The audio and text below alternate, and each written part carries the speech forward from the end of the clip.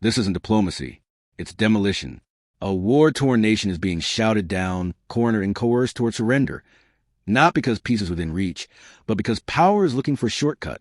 Decisions that could redraw borders and condemn millions are being driven by rage instead of strategy, ego instead of understanding.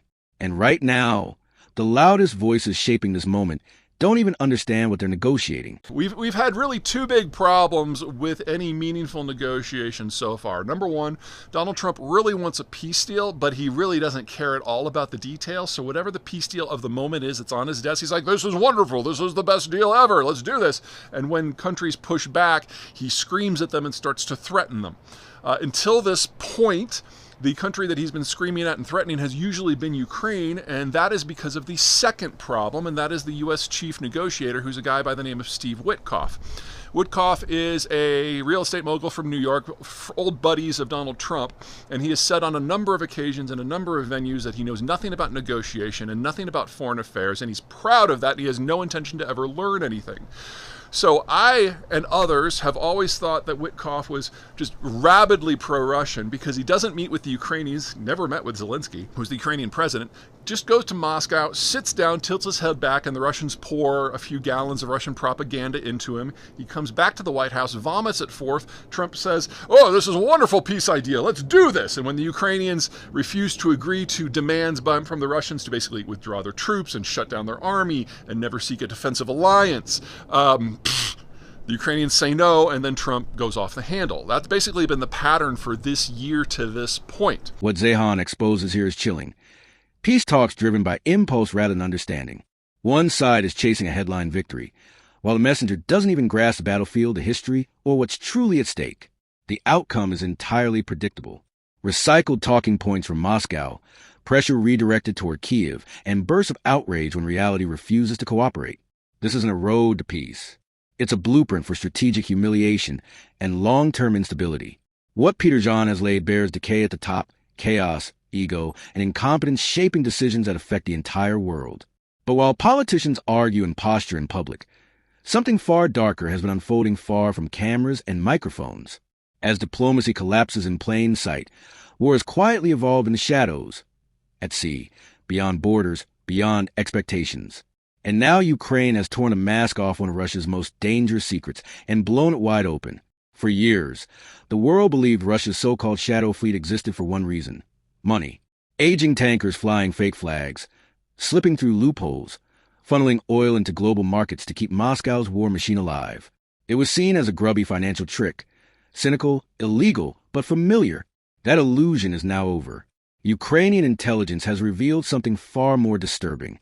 These ships weren't just carrying fuel. They were weapons. They were eyes. They were floating command posts moving quietly through international waters. And then, from 2,000 kilometers away, Ukraine struck. In the Mediterranean Sea, far from the trenches, far from the missiles over Kiev, Ukrainian drones hunted down a tanker called Quendel. What followed wasn't just an explosion. It was exposure. The ship was crippled. But more importantly, the operation behind it was dragged into the open. For the first time, it became undeniable. Russia's shadow fleet was actively conducting espionage and military operations far beyond the Black Sea and the Baltics. This wasn't logistics. This was warfare in disguise. Then came the name that sent shockwaves through intelligence circles: Andrei Avranov, one of Putin's most trusted figures, a senior intelligence commander overseeing some of Russia's darkest covert operations. According to multiple reports, he was on board and was killed alongside other intelligence officers when the ship was hit. Ask yourself this: why would a top intelligence general be aboard a so-called oil tanker off the coast of Libya? Because Quendel was never just a tanker. It was a floating command center, a Trojan horse drifting through the Mediterranean, hiding in plain sight. That single strike changed everything. Europe woke up to a threat it had long ignored. Those rusting ships passing near its coastlines weren't just sanctions dodgers or environmental hazards. They were platforms for surveillance, sabotage, and potentially direct attacks. And Quendel was only the beginning. Investigations soon revealed that the shadow fleet had been operating far deeper and far wider than anyone publicly admitted. Western and Ukrainian intelligence confirmed that military personnel and spies were embedded aboard these vessels. Not sailors, not engineers, operatives. Take another tanker, Boei. On paper, it looked harmless.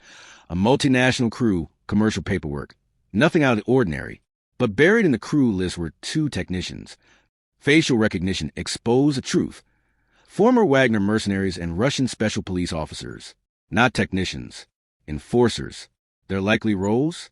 Monitoring European naval facilities, keeping watch on non-Russian captains, and most chilling of all, preparing launch platforms for unmanned aerial vehicles. That revelation ties directly to a warning issued months earlier by Ukraine's president, who said Russia was launching and controlling drones aimed at European cities from these shadow fleet vessels. At the time, it sounded implausible. Then the drones appeared.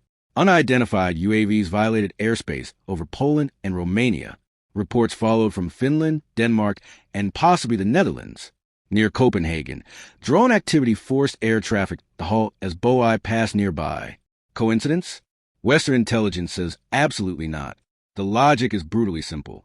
Instead of launching drones from Russian territory, where they can be tracked, intercepted, and traced, Moscow sails a tanker 20 kilometers off a European coast and launches from there. Traditional defenses are bypassed entirely. NATO has few rapid tools to counter this tactic. But Europe is no longer asleep. After suspicious activity, the French Navy intercepted Boei off the coast of Brittany. 2 Russian operatives were found. The captain was arrested. The ship was seized. It was a warning shot. France, Denmark, and the United Kingdom no longer view these vessels as civilian commerce.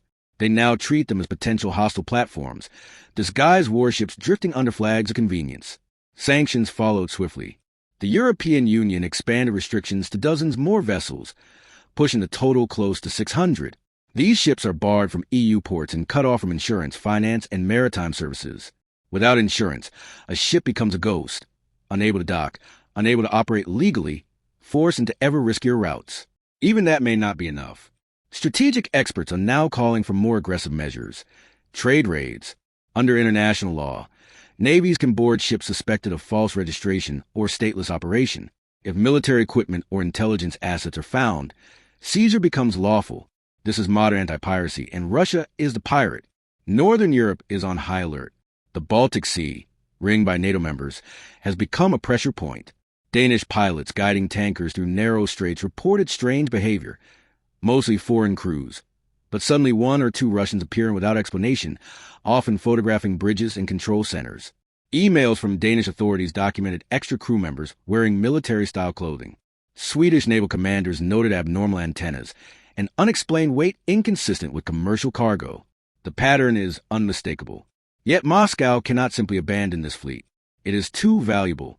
An estimated 3.7 million barrels of oil move through this network every day, roughly 2/3 of Russia's maritime oil exports. That translates into tens of billions of dollars in annual revenue. Losing it would be catastrophic for Kremlin. So the fleet grows, even expanding into natural gas, despite the dangers. Those dangers aren't just strategic, they're environmental. Most of these ships are old. Many are uninsured. Oil slicks already stain coastlines. Cleanup costs reach into the billions, paid not by Moscow, but by taxpayers in Europe and Asia. This is economic warfare, layered with environmental recklessness.